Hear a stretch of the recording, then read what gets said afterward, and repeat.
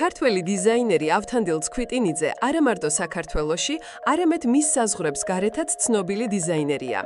ავთანდილს და მის მეუღლეს ხათუნა თოთლაძეს ერთი ქალიშვილი ანასტასია ყავთ.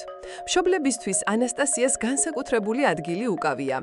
ანასტასია უფრო უკეთესია, ვიდრე ვოცნებობდი.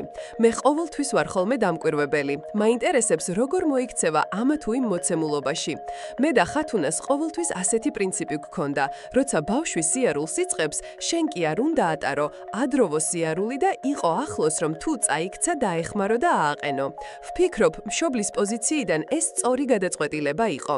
მგონია, რომ ანასტასია ნებისმიერ მოცემულობაში ისე იქცევა, როგორც უნდა მოიქცეს ნამდვილი ადამიანი. თუ ღმერთმა ნუ დააჭიროს და დასჭირდება დახმარება, ჩვენ გვერდით ვართ, უბრალოდ ვადროვებთ ცხოვრებას. ამერიკულ უნივერსიტეტში ჩააბარა პარიზში და იქ ცხოვრობს უკვე მეორე წელია. ამბობს ავთანდილ ცქვიტინიძე.